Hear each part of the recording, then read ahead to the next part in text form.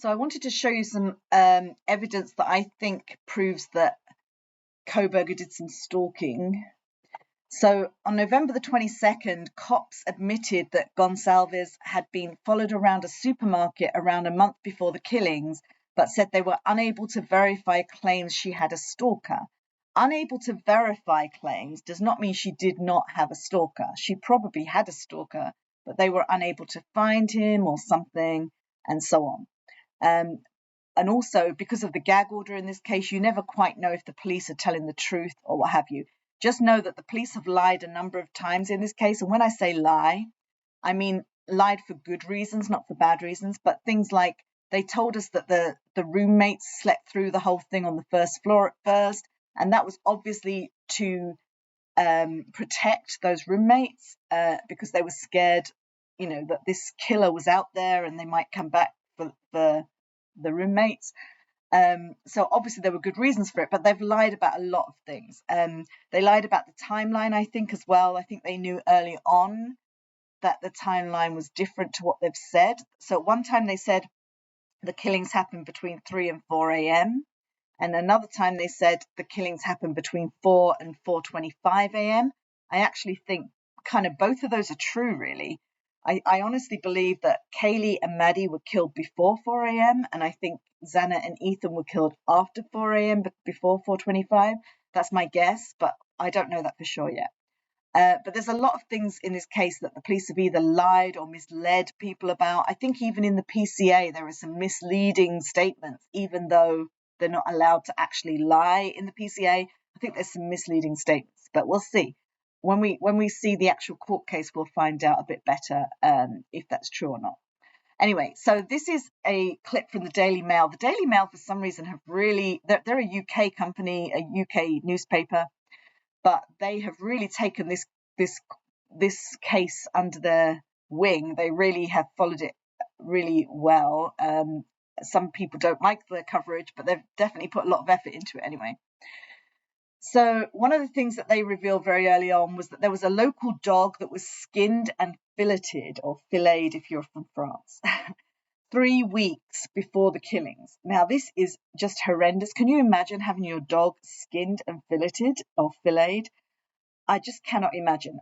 It's so unusual and it's so sadistic a kind of behavior. It's like, again, it's a behavior of someone that thinks of someone as a sack of meat, I think. I think it's the sort of behavior that only someone that was very mentally ill could do.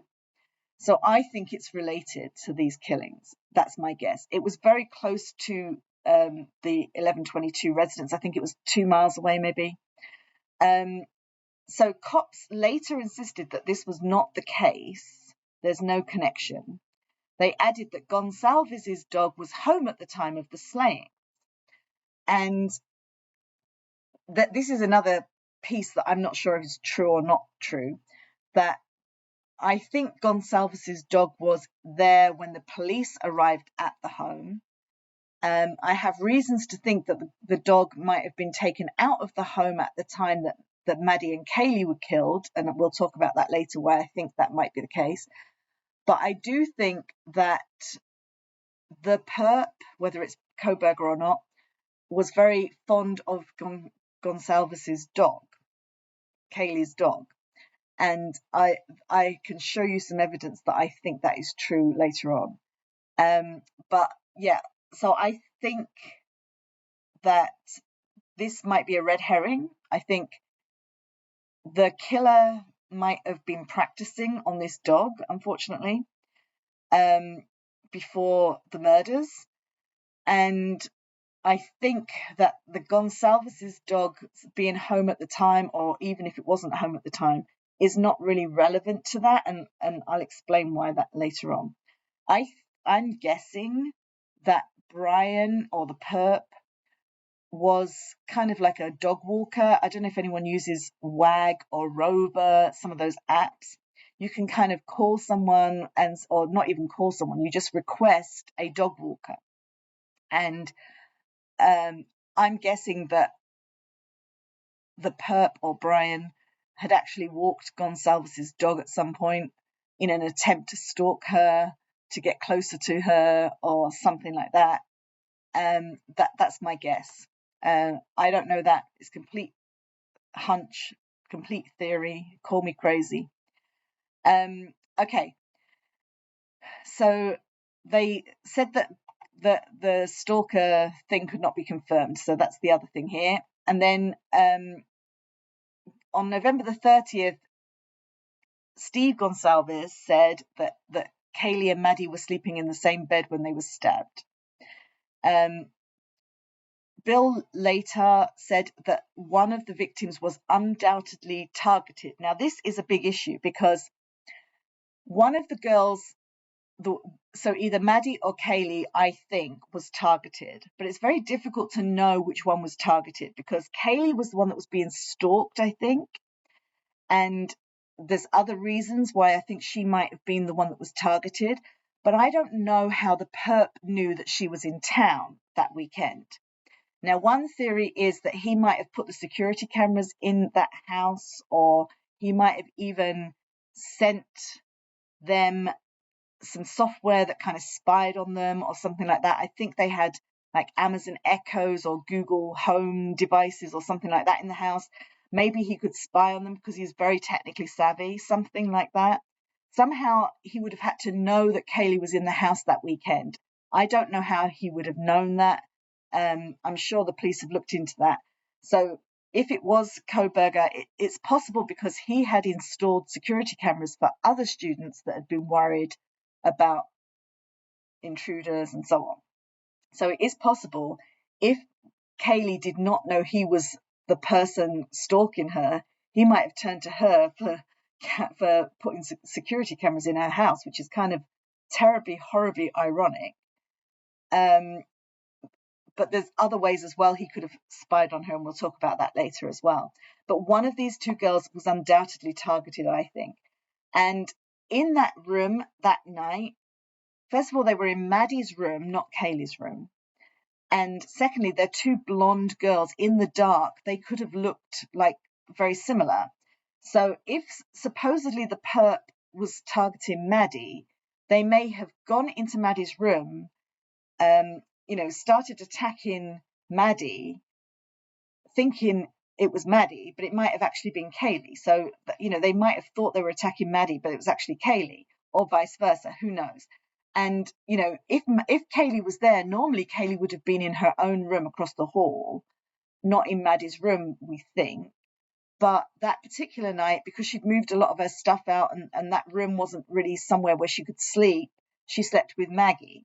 And Maddie and Kaylee had slept together in the same bed a number of times throughout, their friendship.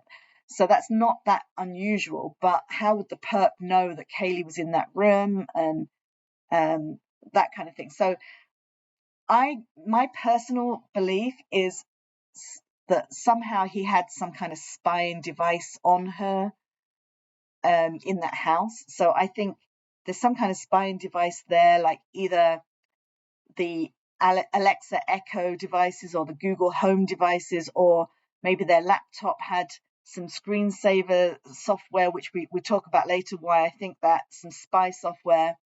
There's a few other possibilities, like the security cameras. He might have put in the security cameras because he's done that for other girls who were in this situation. So it's difficult to say who was targeted. If he knew that Kaylee was there, then, that would explain some of that, if he was targeting Kaylee.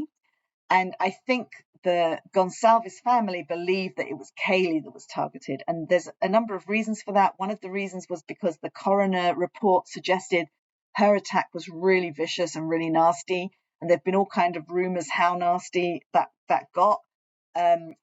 This is something you might not want to hear, so you might want to skip over these few lines. But there's been a lot of rumors that maybe Kaylee's intestines were hung over the fan in that room. I don't know if that's true or not, but when the coroner says that these were not stab wounds, these were gouges, we know that she was really badly attacked. Okay, so it was a really, really vicious attack. So sorry for that extra bit of detail that you might not like, but we're talking about murders here, so so the Moscow Police Department contradicted the claim that one of them was targeted, only to admit they did consider this crime a targeted one the following day. But they did say they weren't sure if the people were targeted or the house was targeted. So there's been some speculation that the house was kind of a drug den where people came for drugs and stuff, and maybe they were targeted by someone involved in drugs or something. Who knows? But my guess, my belief is that Kaylee was targeted, and this is because of a number of other factors that we'll see later on as well. So they also ruled out some people as suspects in this particular piece of information. Okay, so what else have we got here? So the other thing that makes me think he's a stalker is what I said before about the police kind of harassing him almost. He seems to have a number of tickets, a number of warnings from the police and that kind of thing. And especially in a place like Moscow, I think police don't hassle someone like that unless they think that they have been stalking someone or something like that. Okay, so that's my belief. So this is one of them. And remember this FTA thing, failure to appear. So he had this ticket and he didn't appear to kind of justify his actions or fight the ticket or anything like that. So he got an FTA. And with an FTA, a failure to appear, you're meant to kind of go to the police and do something because you failed to appear, and they may actually arrest you. Okay, so just remember that piece because that becomes relevant later on. And this is another ticket that he got. This was a citation. So this was the day before. This is the 21st of August. The other one was the 22nd of August. So, he'd got, the other one was a failure to appear. So it happened like a while before the 21st of August, obviously. So this is another thing he got himself into trouble with. This time it was an infraction citation without using for not using a seatbelt. And I think he ended up having to pay $10, I think. So I think they're hassling him, and I think they're hassling him for a reason. I also think a lot of those police visits to the house were actually to make sure that Kaylee was okay, to see if there was anyone hassling her or stalking her and stuff like that. I think that's my guess. And what's this last one here? We've already talked about that one. Okay. And yeah, so we've talked about everything in that folder. Folder number 3 is trying to teach you about some of the locations here. So the first thing I wanted to look at really was kind of around the actual house. So this is a pretty good diagram I found. I'm not sure who created this. Sorry, I can't give credit to everybody. Some of this stuff I didn't register who gave it to me. I just but it was posted in this Reddit, Idaho Murders by ULB2001, 20,001, sorry. So that's the only credit I could give. Sorry. So this is a very key map. So King Road is actually this road, even though the house is here. So it's a bit confusing because it seems like the house should be an address on Queen Road, really, because Queen Road goes all around the house. But for some reason, it's 1122 King Road, and yet it's actually here. So that caused a bit of confusion at the beginning of the case. So at this location, we've got a few things going on. So remember, there was a parked police car at around 3:01, I think it was, till about 3:14, parked around here, and it was that they were theoretically checking some underage drinkers who were on the band field. So this over here is the band field at the top here. So they were walking across the band field back from a party or something similar like that. Okay. Now, while the film of the police car here, which you can see pretty much anywhere on YouTube if you look it up, while that film is happening, you see a white car go past. It's not clear if it's the Hyundai Elantra or not. I think it probably is at about 3:15-ish, 3:14-ish. I think it is the Hyundai Elantra along Taylor Avenue. So it goes this way. And this is where it would go into King Road and then Queen Road, and then, so this is the early time. So this is where later on it would go in here, and it goes up here. It does a 3-point turn here and comes back this way, and then it goes over here, and then it parks eventually somewhere around here. Now there's a camera. The reason we know all that is there's a camera here. This is 1330 Linda Lane, and there's a camera looking out this way into this car park. So this parking lot, sorry. There's a black truck around here, pretty much where this tree is. There's a black truck on the night of the murders. And then there's some other car back here, which I think is a white Hyundai Elantra at one time. The other thing you'll also see is down here, there's like a little alleyway between these two buildings. And there's an e-bike at this end. It's kind of just outside the apartment at this end. On the next day, you see it in the pictures, in the photos. So I think, and we'll see why I think that later, there's an e-bike used to drive this little bit down here to go to the actual murders, I think, okay? Now, the white car ends up, I think, parked either down here or down here. Or also, it could be there's a house back here that kind of backs onto 1122. And it's actually on Willenta Drive, but you can walk up here or you can e-bike up here. It's like a hill. And the house just behind here is significant because it has a black truck, very similar to the black truck that is seen in the 1330 videos here. So the 1330 video, if you look at 4:22:40 a.m., 4:22:40 a.m., you see the black truck leaving here on this 1330 video. And on the 1320 video, the 1320 video is kind of here and shows you the view down this road, and that this is the dumpster. This is the 1320 Linda Lane video. It shows a black truck coming in here at around 11, I think it's 11:20. I may be a bit wrong there, but it's around 11:20 that it comes in here and it vanishes up here, but we can't get the 1330 video for that time, so we can't prove that that's the same truck that ends up here, but I'm pretty sure it is. And I think the reason we can't get the video for 1330 at 11:20 to 11:30 time is because it clearly shows the perpetrator, I think. And I think that's why the police know who did this. This is just my guess. So at 11:20-ish, there's a black truck comes in here, goes up here, and we're talking 11:20 p.m. the night of the murder. So it was actually November the 12th, but going into November the 13th overnight kind of thing. So on November the 12th at 11:20-ish, the black truck comes up here and goes, and I think parks here. And then a guy walks up here. Well, so there's a few things that happen. That black truck comes here. I think he swaps into the white Elantra, or another car at least, and drives kind of this way around here.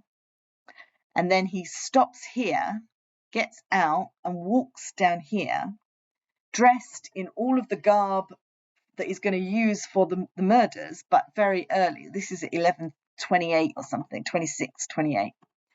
And you can see him very clearly. I think it's a he, I think it's him. Very tall guy, walks with a funny lop, which is very similar to the way Brian Kohberger walks. So look at the 1320 camera video. It's on YouTube, 1320 Linda Lane at around 11. Look at 11:20 to 11:30 so that you can see the black truck and him walking around the corner afterwards. He walks around about 5 minutes after the black truck goes past. And he walks up here and he walks up this hill and he walks this way. And I think he's walking up there with the full gear that he's going to use for the murders. That's my belief. And I think he leaves it in the black truck, all that stuff, at that point. Later on, at 3:15, I think the same guy, but not dressed up this time, not not dressed up in all this stuff that he had on at 11:20 or 11:30. This guy comes back here. He seems to be walking the same way. He seems tall, but he seems dressed in more casual clothes. Comes to the dumpster here, puts something in the dumpster, I think, or he gets something out. It's a bit unclear. He's doing something in the dumpster. And then he walks up here in almost exactly the same way. And that's at 3:15-ish. And I think that is when he's walking over here to prepare for the murders. And from 3:15 onwards, you can see on the Linda Lane, if you look really carefully, you see him walk just across here at 3:15. And then he goes behind the black truck and does something. Then he walks over here and he goes down this little gap here between these two buildings and does something. I don't know what he does. I think he might use the e-bike at some point too. Then he walks back over here and he does something else behind the black truck. And I think he's putting on a Tyvek suit at that point. Then he does something else. I'm not exactly sure what. I think he gets into another car, like the white car maybe. Drives, it sounds crazy, drives kind of round here, I think. And then I think, I'm not exactly sure what happens. He gets on the e-bike somehow, and drives, maybe he drives the white car up here and then gets on the e-bike back here, I don't know. And then finally he goes off and does the murders, I think, at around 3:30 to 3:45 is my guess. And at 3:45, I think he leaves after he's committed the first two murders, that's Maddie and Kaylee, drives off, thinks that's it, thinks he's done for the night, and he speeds off really fast in the white Hyundai. And that's very clear on the videos, apparently, to the police. But then I think he realizes that he left the sheath behind. So he comes back, and that's when he gets all frustrated because the DoorDash is here at 4:00. And I don't know if the DoorDash was something he ordered so that somebody would find the murders or something. But obviously, because he'd left the sheath behind, he wanted to get back before the DoorDash got there, I think. So he was very frustrated when he kept driving backwards and forwards, not knowing what to do because the DoorDash was there. And then he goes back in the back of the house, I think, and tries to sneak up the stairs to get the sheath, but I think Ethan spotted him. And I think that's when they have the scuffle on the top of the stairs that Dylan heard, that she thought was Kaylee and the dog. And then later he comes back down and, he's had this scuffle with Ethan, I presume, and I presume he kills Ethan in front of Xana so that she can see her boyfriend die, which is just horrific. And then he attacks Xana, and horrific injuries. It seems that Xana, her fingers were cut off or nearly cut off. She, self-defense, trying to get away from his knife, kind of thing. Horrible. And there's very bad rumors about what happened to Ethan too. I'm going to give you another warning that you can skip a few minutes here if you don't want to hear the details of this. So Ethan, I believe, was the theory is, or the rumor has it, that he was actually beheaded, or at least the knife slipped from side to side of his neck. But the reason I think he might have been beheaded is because that comment about don't forget the foundation in the bath, I think the perp put his head in the bath and left his body in Xana's room. And there's reasons I think that in the PCA, there's a number of points where they suggest that, there was more difficulty identifying Ethan than the others. And I think that's because they weren't sure the head went with the body, kind of thing, which is horrendous. And there's a couple of other things as well that make me think that I think the bodies were up against, or at least one of the bodies were up against the door of Xana's room, and that's why the flatmates, the roommates, couldn't get into Xana's room. So they called over the people across the road. They thought they were just drunk against the door, probably. They called the students across the road. Now, the students across the road, they live just here, I think. And and that includes Hunter, which was Ethan's best friend, I think. So Ethan has a brother called Hunter and a best friend called Hunter. It's very confusing. But the best friend across the road, I think he came over with a couple of friends. They couldn't get into the room because they couldn't open the room because of the bodies against the door, I think. So I think Hunter got a ladder to get up to the first floor from the ground, to look in the windows, or maybe to open the windows, I'm not sure which. And he saw what had happened in there, and that made him decide that they had to call 911 very quickly, and it was horrendous and so on. And I think almost the same time, Dylan went into the bathroom and saw something in the bathroom, which I think was the head of Ethan. I think that's my guess. And that is why she fainted. I think it was her that fainted on the way out of the house, and unable to call 911. So I think Hunter called 911, or picked up the 911 call on her phone because she'd fainted. And, he explained to the 911 operator that she'd fainted. So the 911 operator puts it down as unconscious person without realizing the full, scale of what had happened here. I think that's the way I've had it explained by people close to what happened. This is all just my or a lot of it's my speculation based on little snippets and pieces that I've put together from elsewhere. Okay, so hopefully you've got a picture of where Linda Lane is. So 1330 Linda Lane is here. 1320 is here. So it's looking down this road. This is called Linda Lane here. So it's looking down this road, and we'll look at the videos of those pieces there, which show you a lot. But remember that the police have redacted and changed a lot of that video as well. So just be aware of that. Okay, so these are the locations. Remember, there was a police car parked up here. Now, you see a white car go past, and I think you see the white car park here while the police car's still here, or that might be another white car. I'm not exactly clear. But anyway, these are the locations involved, and this is the band field here. Now, if you go across this band field, further up here, that's where the sororities hang out and the fraternities hang out. They've got a number of buildings over there, and the party that we believe Xana and Ethan were at that night, although it's unclear what times they actually went and came back.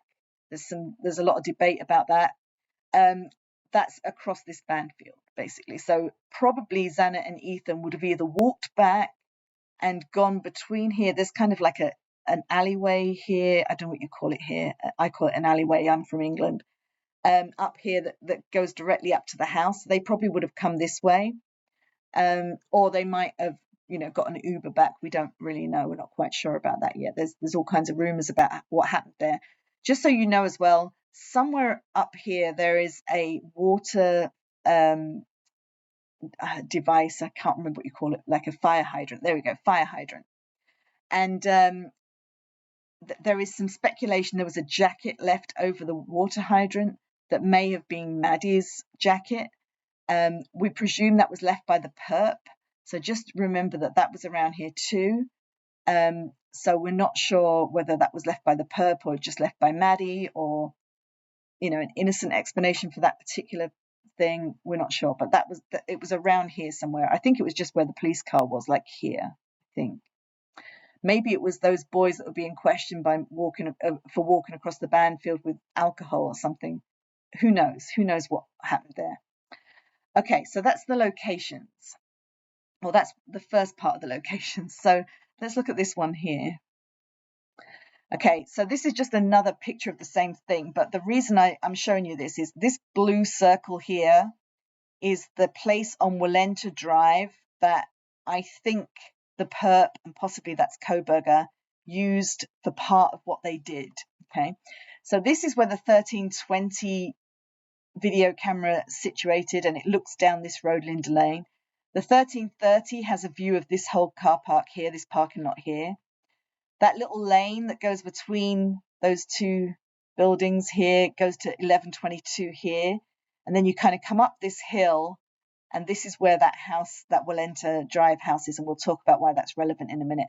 And this is like a little parking lot behind Linda Lane 1330, and I can't remember what building this is, where we think at one point, or at least one point, the Hyundai Elantra goes down here and parks, or maybe drives up here, or something.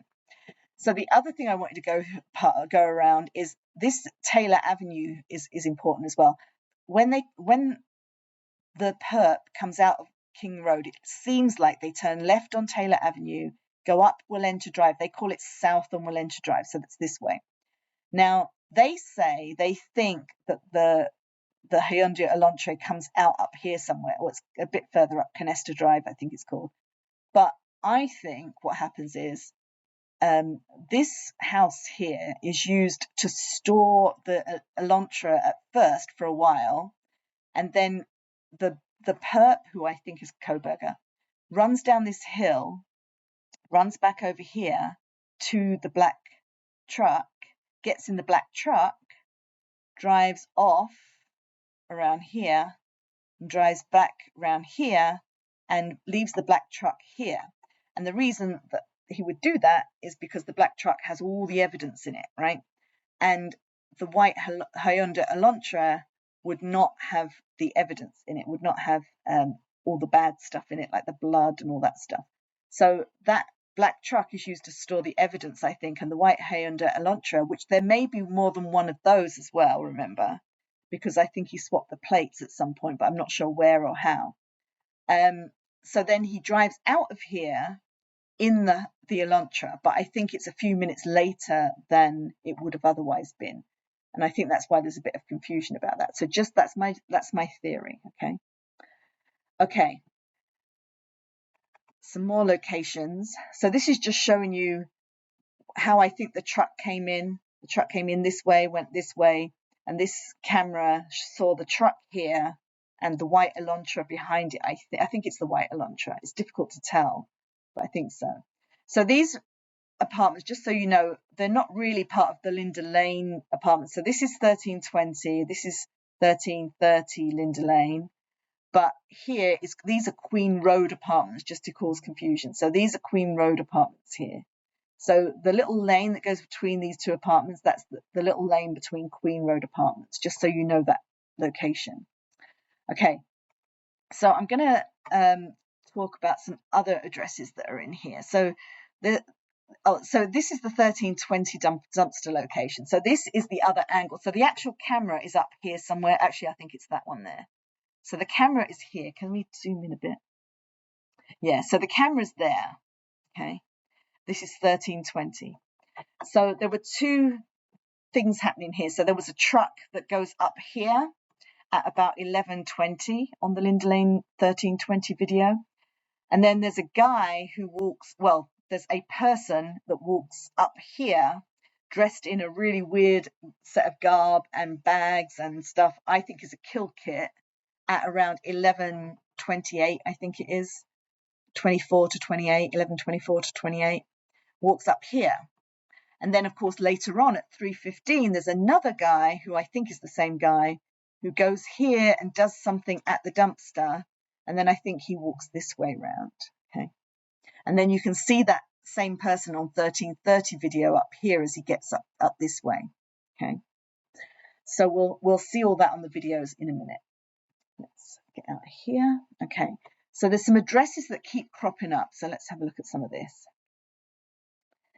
So Palouse River Drive came up in a number of scenarios. So I just wanted to show you where that is. So it's actually here, Palouse River Drive. Now, it's possible that this is where the knife was stashed, and there's a number of reasons why that could be possible. It's also possible that this arboretum and botanical garden was where the knife was stashed, and there's a couple of reasons for this. So one of them is that the white Hyundai Elantra, the police think came this way down here to get out of Dodge after the murders, okay? So we believe he went this way, okay? But we know that he took longer to get there than he would have done if he'd just gone straight down here. Now, one of the reasons I think I told you is up here, there's a house behind 1122 King Road, which I think he did some car swapping and then he did this. But also, there are a couple of poems that the perp, I believe, has posted on social media, different types of social media, giving clues that this is the location where the knife might be. It could be here. And that the reason I say that is because there's two indications, one of which is a kind of lat long map position, which seems to indicate it could be here. And there's a poem around it that says something about a gnome in a garden. And in another post, it says something about trailers. It doesn't say the actual word trailers. I forget what it calls them. But anyway, so there's a trailer park here, and there's a little garden with a gnome, and people have speculated that they think it's there. Now, the other thing is there was another post where there's a number of trees that look like they're here at the I don't know how you pronounce that, Arboretum and Botanical Gardens here. So some people have suggested it was here that the knife was dropped.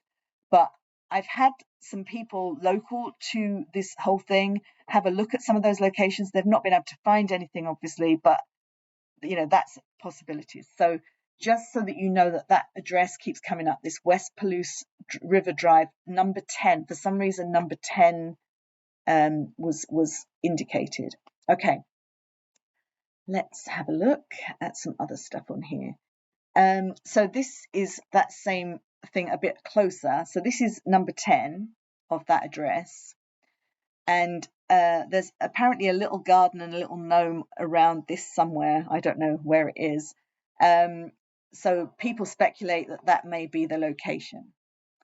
So just so you know. And it's very close to Conestoga Drive, which is where the police believe the perp left the scene, kind of thing, in that Hyundai Elantra. I can't say that. Okay, so this is one of the reasons why we think that location might be the case. So there's a few things here. So there is a coordinate here. Now, this coordinate can be interpreted in a number of different ways. I'm not a map expert, but I had 3 different map experts look at this, and they came up with 3 different locations. So one of them was those 2 locations we just talked about, West Palouse Drive and the Arboretum. Another one was on a completely different location, and we will talk about that later on. But this is kind of like a poem around the whole thing. Flowers, leaves, and butterflies. Here is a sight to soothe your eyes. A mini forest outside your home. You might even find a gnome.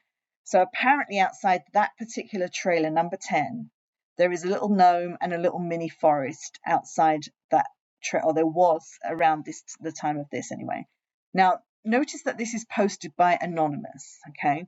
This will become a big thing because anonymous posts in a lot of places, and there's a lot of other pseudonyms on social media that post about this whole thing that we believe could be the perp, okay? So in this case, we believe that this might be the perp for a lot of reasons. There's a lot of stuff.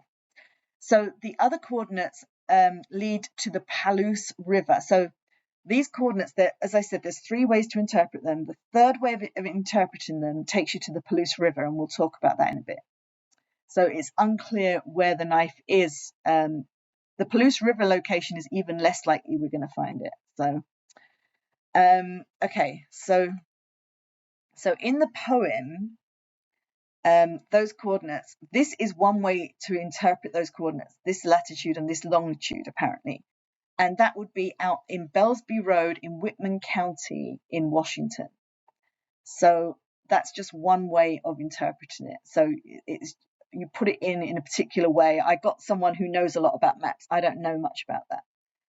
At first, I thought this might be Wawa Park because I didn't know where this was, but it's not near Wawa Park or whatever it's called. So anyone that doesn't know, Wawa Park is where Brian Kohberger claims to have been that night. So I thought maybe he dumped the knife there and then, So anyway, it's not that location apparently. So what else have we got in here?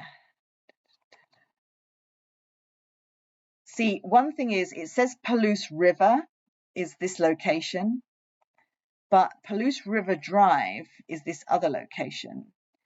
So maybe it was kind of a clue that you should go to Palouse River, but not Palouse River Drive. Maybe it's kind of a warped communication, which wouldn't put it past me, put it past the killer in this case, for that to happen. What's this one? There's something else here. Yeah, so this is that same Palouse River Drive, where that, so number 10 I think is this one maybe. So it's a community RV park. So that is the location. So this is the lat long location coordinates or whatever of that location. Now let me just show you what these ones were. So can we move this over a bit? Over here. Make it a bit bigger. Let's make it a bit bigger. Oops, it's too big. There we go. So if I move this over so you can see, and then just move this one out, right. So this does not make sense to me because it looks different to this, but the way that they got this location, so I showed them this and I said, well, this is not that, right? But they took this original location and put it into a map thingy and came up with this location. So I don't know enough about maps. If anybody does know more about maps, let me know why that equates to that. I don't know. So the other thing, there's a number of things here, but this is another thing. There was a guy called Trey Patterson that we believe is another pseudonym for the killer, possibly Brian Kohberger. And he asked, you wanted to know what I buried out in the place where rocks grow. And the place where rocks grow, we believe, is the Palouse River. So that was another thing. Now, notice here as well that there's some weird picture on Trey Patterson's username. This was at the time before he was arrested. So just so you know that. We were talking to this guy, Trey Patterson, in one of the forums where we were trying to discuss what was going on with the case. And it appeared that this guy could be the actual killer. So we asked him some questions and it appeared that he was giving us the answers and so on. So he gave an enigmatic answer to this question about where rocks grow, but we think that meant Palouse River as well, just so you know. So that's why those locations might be important.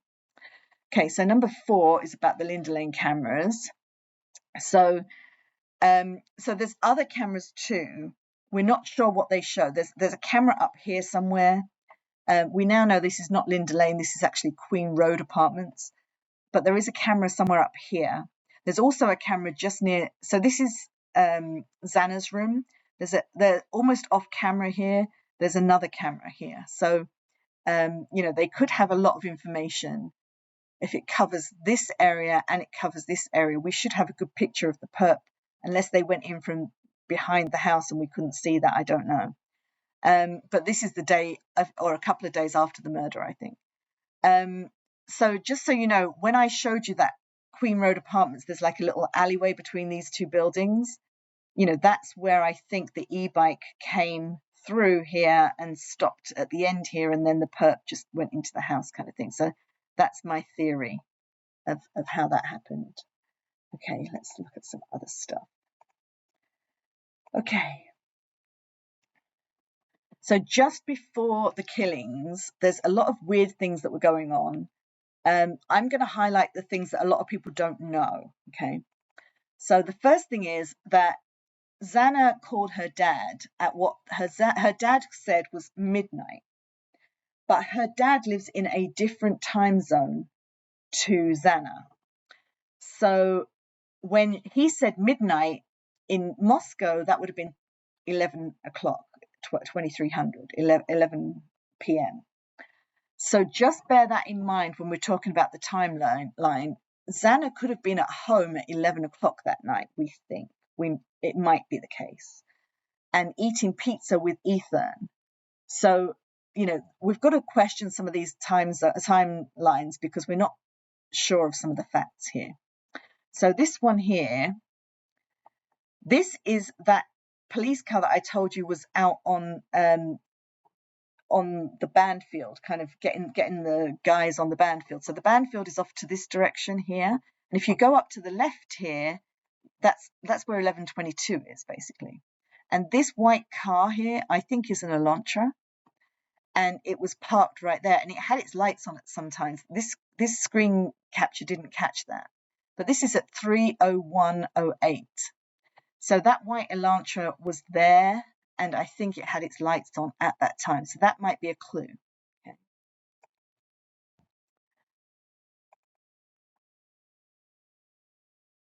So this is just before. Oh, let me show you the first one first. I think this is this is right. This is right. So this is what we think they were doing just before the murders. Okay, so at closing time.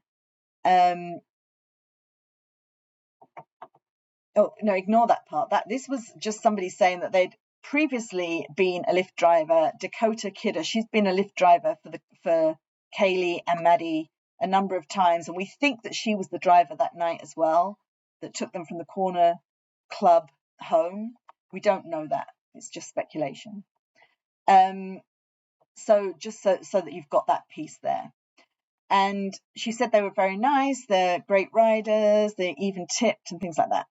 But this is the important part. So on the night of the actual murders, it's actually the Saturday night before the murders. We think the murders happened after midnight, but we don't know that for certain. So Brian Kohberger there was an accident right outside his apartments.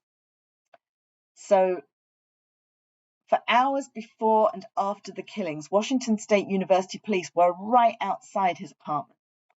So I think that is another piece of evidence that Brian planned this. I think he planned this by creating an accident right outside his apartments to prove later on that, the police would have seen him if he'd been doing what he was doing. And, why would he sneak past the police and go and commit murder and then sneak back afterwards covered in blood and stuff like that? So obviously this is another piece of reasonable doubt, I think, that he wanted to bring into this whole thing so that no one thought he'd done it. This is my guess. Of course, it's complete conjecture, and I don't know this for certain. So the Whitman County Sheriff's deputies were posted right outside the suspect's apartment because of a bloody hit and run reported at 11:40 p.m. on November the 12th that sent 2 pedestrians to the hospital. This is very well documented. It definitely happened.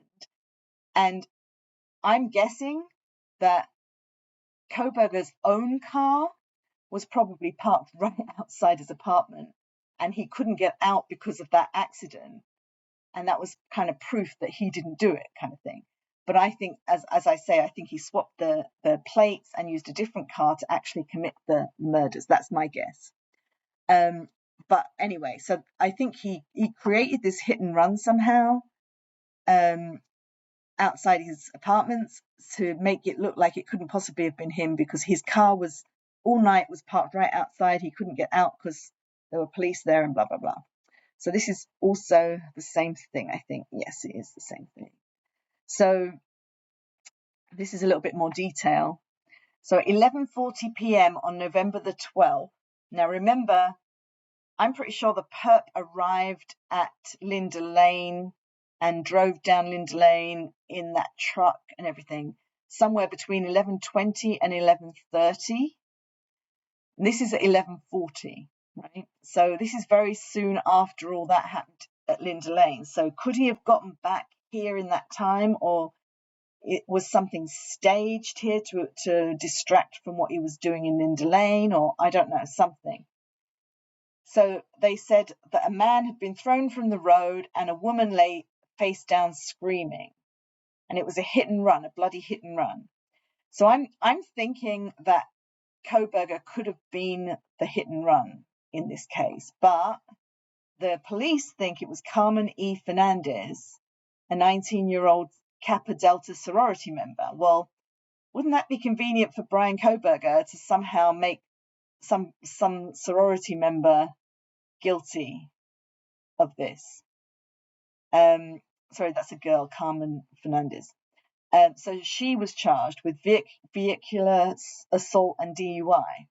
So I don't know, but I'm guessing that this is somehow connected, but I don't know how. It's too much of a coincidence for it not to be connected. We're about to see the black truck come to the 1320 camera. The 1320 camera is here just behind the dumpster. This is Linda Lane, 1320 Linda Lane. So you're going to see that right now. The truck is about to come around the corner.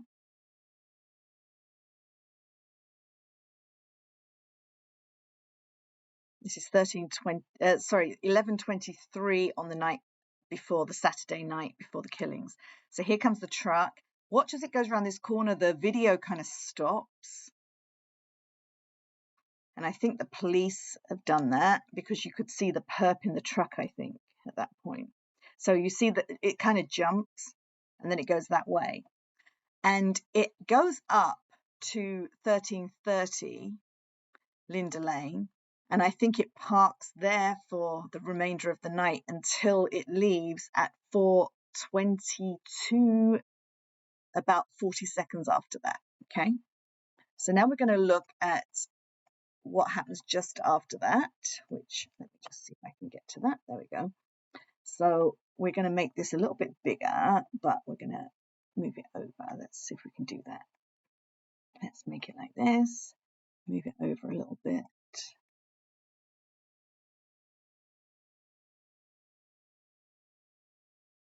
No, that's not working.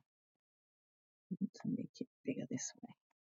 Okay, so I want you to keep an eye out here. You're going to see some lights going on and off.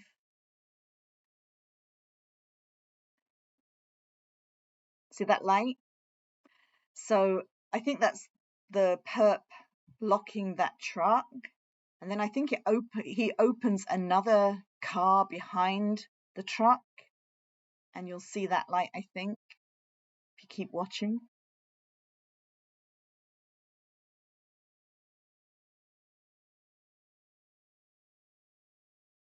You can hear a little bit of noise as well.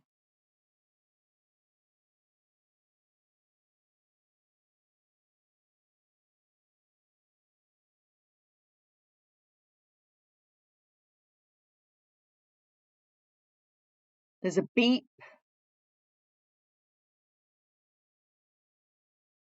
Keep watching here.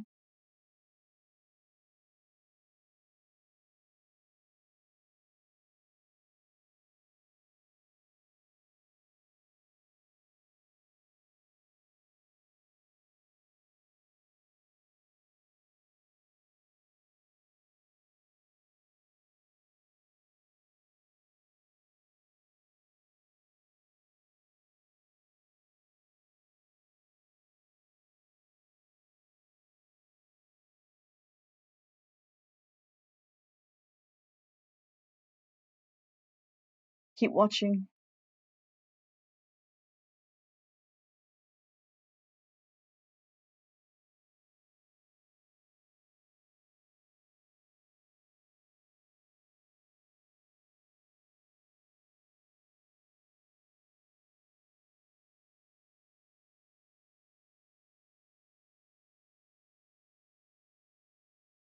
There it is. See that light? So that, I think, is closing the other car, or maybe the truck, I'm not sure. But I think then he drives another car, which I think is probably a Hyundai Elantra, back this way, and you'll see that pass here. And then you'll see the perp in a minute, I think, come down this road, and you'll see why I think it's the perp. So let's just make this a little bit bigger. So the timing now is 11:26.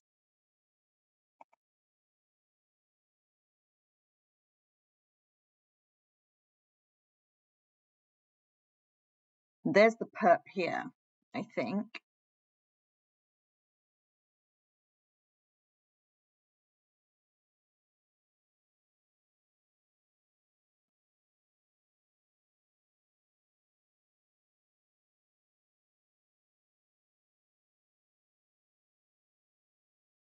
You can see he's got a cell phone, I think, with a light on it, and I think he's also got a key fob or something. You know, cameras catch the light of cell phones. That's why you're seeing it like that. So he walks up here and he looks, to me, it looks like a man, and he's tall, very tall. And it looks like he walks in a strange way, a bit like Kohberger does. But, you know, that's just my theory. Some people think this looks like a woman, but I think he was trying to look like a woman by wearing that funny thing on his head and the funny clothes he's wearing and the bags. So the bags, obviously, I think would have the kill kit, the knives and so on. So let's just move this down a little bit. So he goes off this way, in this direction, and that's to where the 1330 camera is.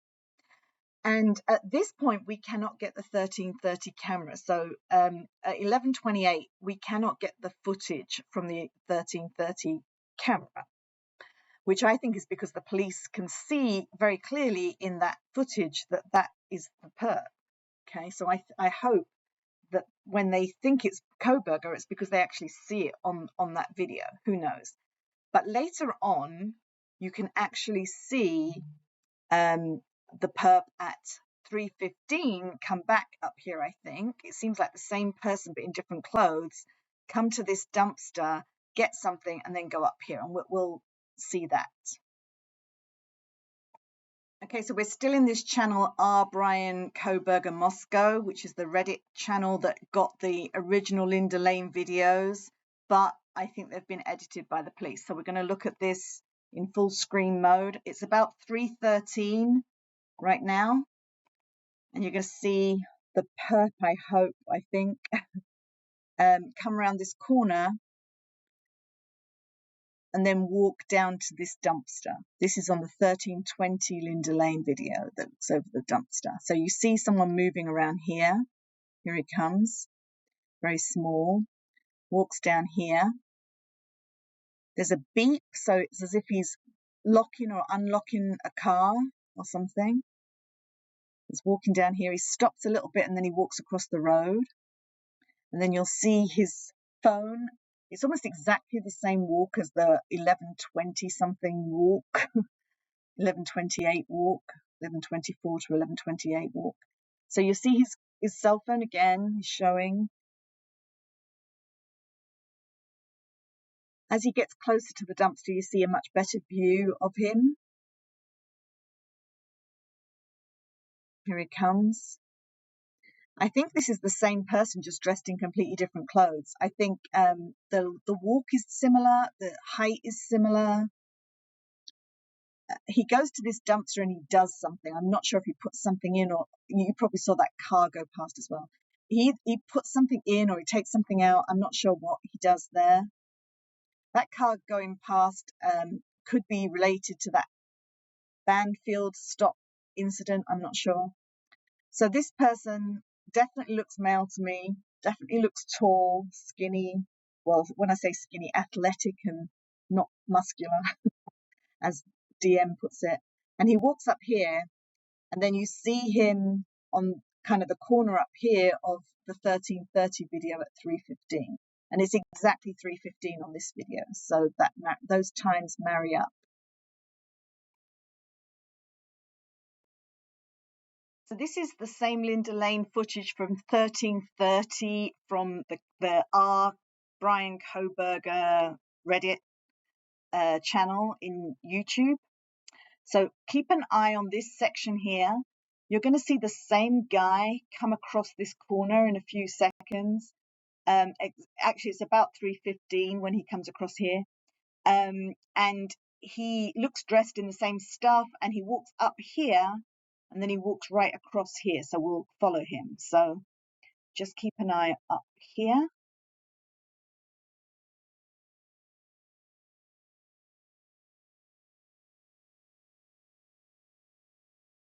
Coming now, you can hear him making steps. There he is. See him walking? So he walks back there. And if you look really, really closely and carefully, you'll see him move around here somewhere, which is where the black truck is. And we see that black truck leaving at about 4:20, 40. I'm going to move so that you can see he's still moving along here. See, You still see him here somewhere. There you go. So he moves over here, and this is where he picks up that e-bike, I think, at this corner here. You see it in the next morning, there's an e-bike outside this place. And he does something like puts a key fob down here or something like that, which he later uses at 4:20 when he comes back for the truck, for the black truck. So the black truck's kind of up here. So he's over here right now, and he's doing something, but we don't really know what he's doing. Some people have speculated that he might be going to get Murphy, get the dog, and take the dog away from the scene so that he doesn't bark while the murders are happening. We don't really know, of course. So then he comes back here very soon, about 3:18. He walks across here, and you see his head bob across here at about 3:18. So just keep an eye out for that. So he's coming back across here right now.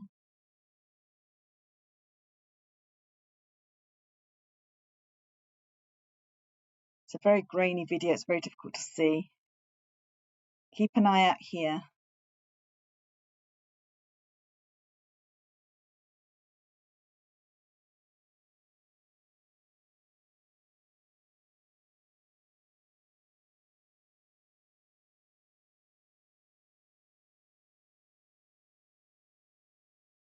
It's around now that he comes across.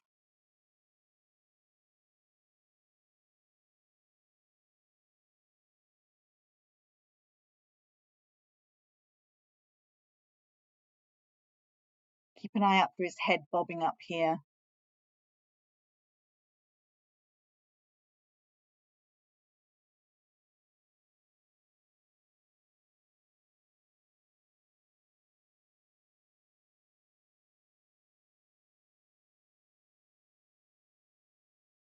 I just saw something move over here, so I think he's just coming across now. It's very difficult to see, of course.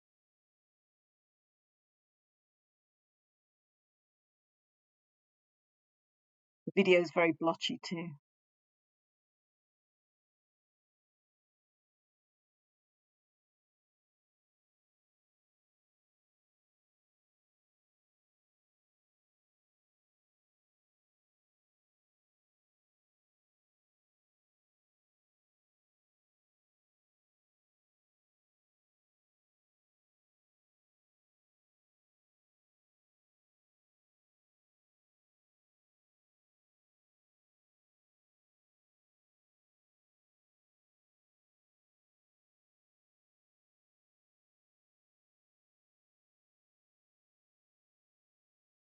There he is. See his head moving around here?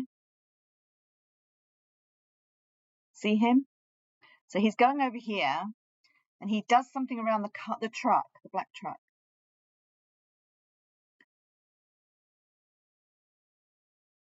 Here he is. So if you listen on the originals, you'll hear a lot of noise here. It sounds like he's getting into like a Tyvek suit. There's a lot of rustling.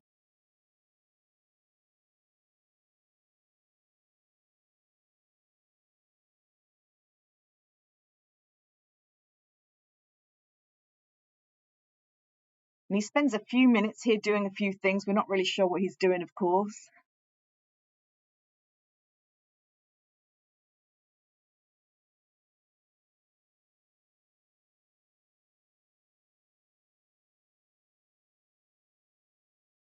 You can hear some beeps. He's closing the car or closing the truck.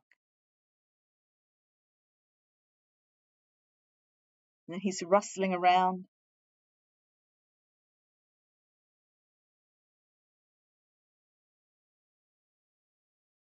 Sounds like he's on the phone to someone, talking to someone.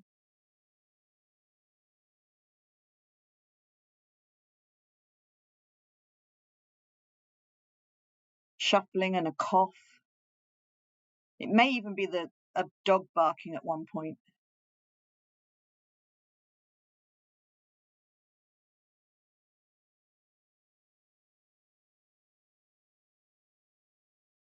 Definitely sounds like he's on the phone. Here he walks back. See him walking back? Now this time he's walking across over here, And I think he gets on that e-bike. Still see him here. And then I think he gets on the e-bike and goes down here.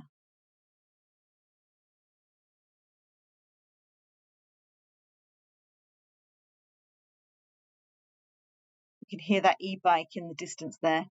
This is at 3:20 to 3:21.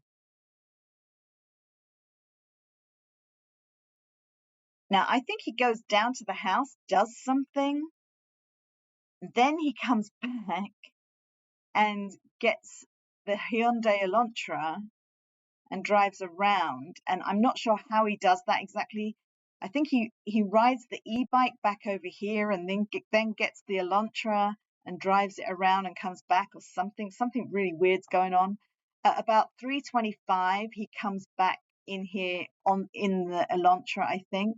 But before that, you do see the e-bike comes back and scares a cat off, and you see some lights over here. So keep an eye on this side for a bit. It's very weird what he's doing.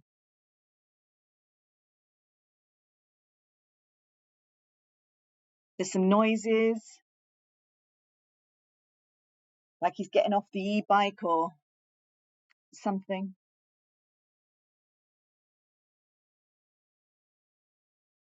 There's a cat here that gets scared away when he moves closer to the cat. If you watch this cat, it kind of runs off. Keep watching that cat. There it goes, it runs because he gets close over here, I think. I wish this camera could just be a few inches up higher. And then he's doing something over here. Watch, there's going to be some lights and some noise in a second.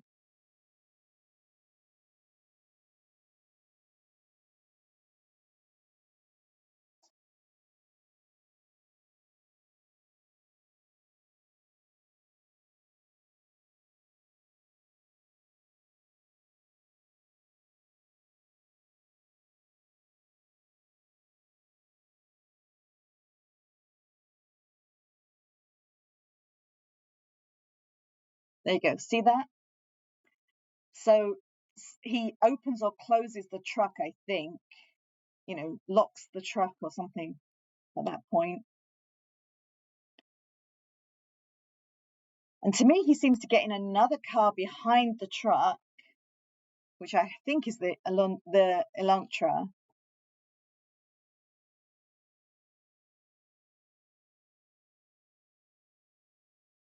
Hear that? There's a noise as if he's opening or shutting a door.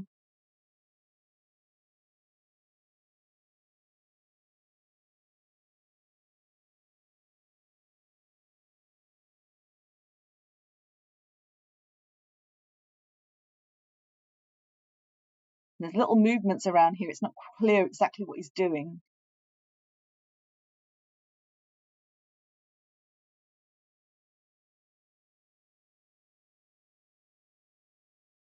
Another beat.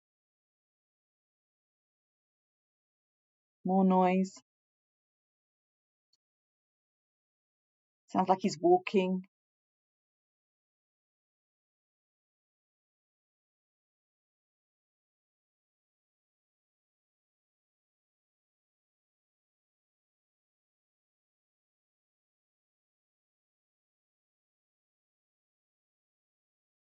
Shuffling. Walking.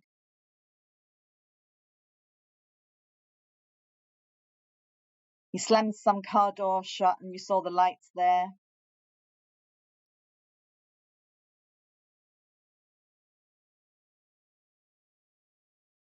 And I think this is where he gets in another car at the back, I think, the Hyundai Elantra, I think.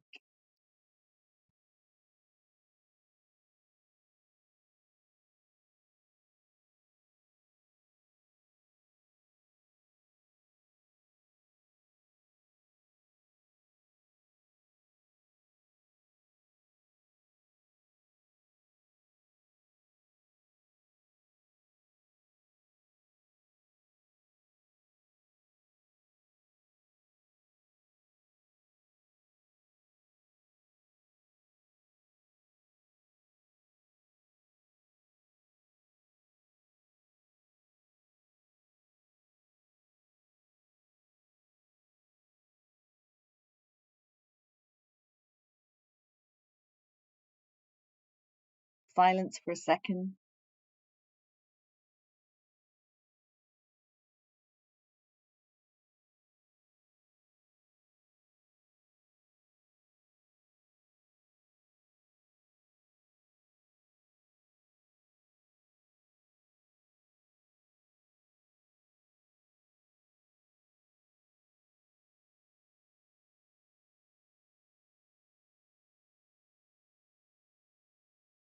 Probably psyching himself up for what he's about to do, I think.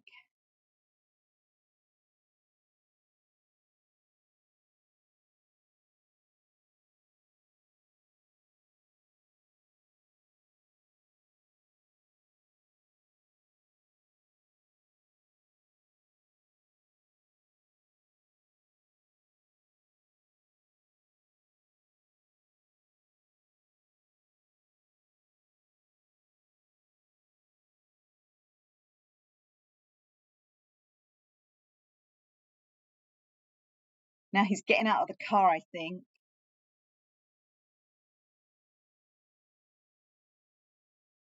There's a noise and you see something here.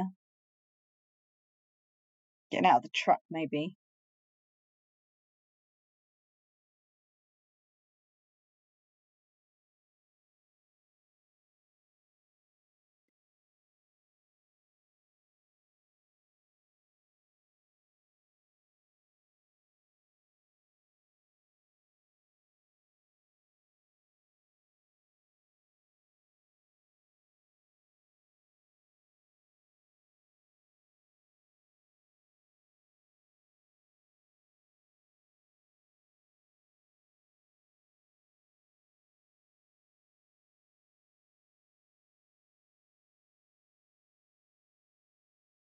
Coughs.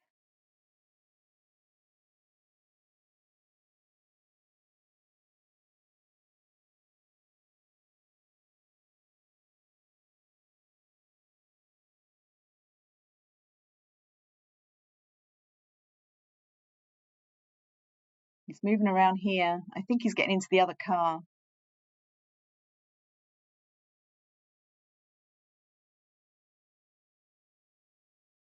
And then you hear the door shut on a car. I think it's a car. I think it's behind the truck.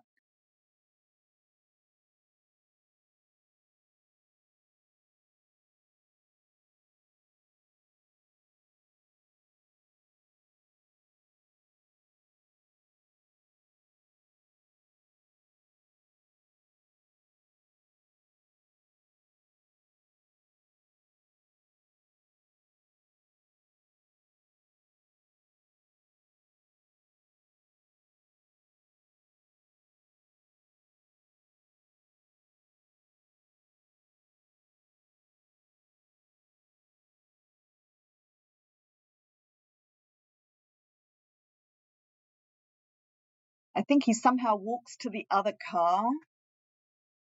And now you'll see the car come in here.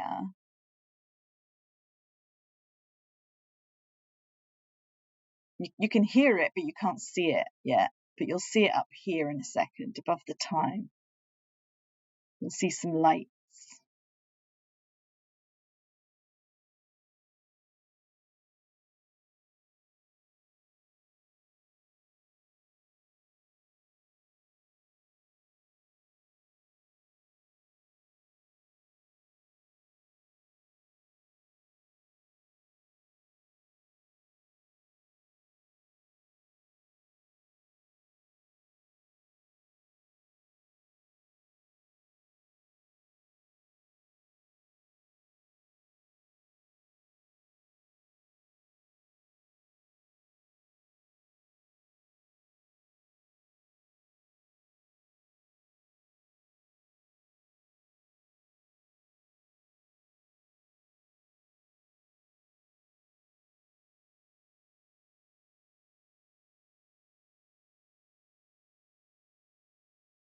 Here it's coming. You can see the lights starting to appear.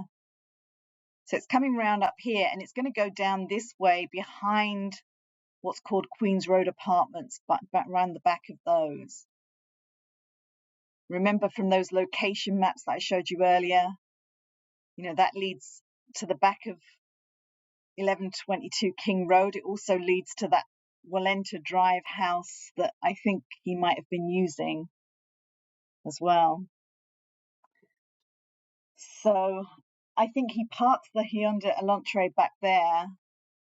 I'm not sure if he uses the e-bike to get down to 1122 kind of from here, if he kind of runs round and gets the e-bike and goes round, or if he I don't know how he does what he does, but I think that is when he kills Kaylee and Maddie at 3:30 to 3:45. I think at 3:45 he thinks the killings are done and he kind of drives off really fast in the Hyundai Elantra, and then he realizes that he's left the sheath behind. So he comes back at 4 o'clock, and that's when he sees the DoorDash driver there, and he gets all panicky, I think, and goes in round the back, and I think then he kills Ethan and Xana. That's my guess. So this is that Reddit channel, Brian Kohberger Moscow, in YouTube, their channel. It's the 1330 Linda Lane camera from 4 till 5 a.m. on that day. And this time is just before the perp appears on the left-hand side here. He's going to appear right here. You're going to see a light from the key fob, and then you're going to see he opens a black truck up here. You're going to see the lights go off, and then he'll run across here. His head will bob at the top here, and then you'll see him get into the truck, and it's very clear he's in the truck. So just watch over to the left-hand side here. When he drives off in the truck, it's very, very clear. It's lots of lights and so on.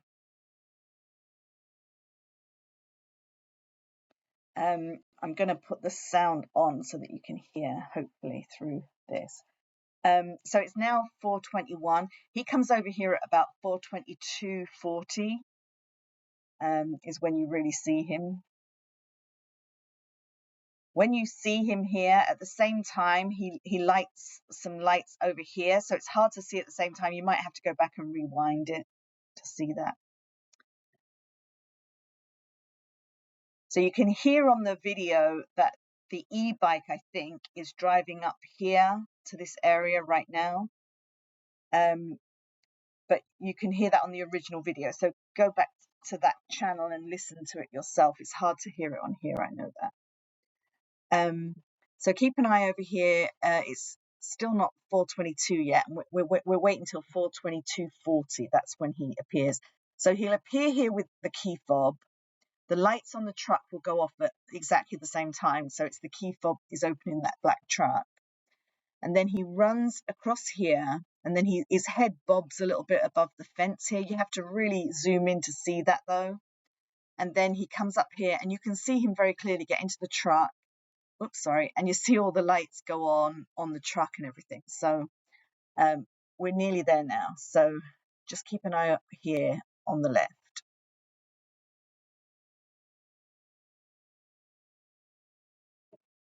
10 seconds. Keep an eye out on that left area, kind of around here. Here he is. See him? See him? So he appears there, and then he goes up here, and you see his head bob a little bit above the there you go. See it in the fence? And he runs very quickly over here.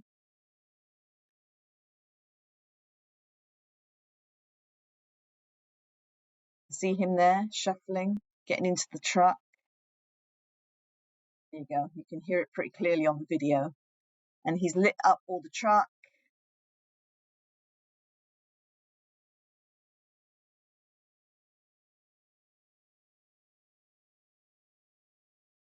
There he goes. He drives off.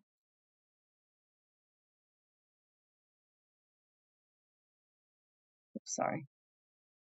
So it's very clear that he drives off at that point.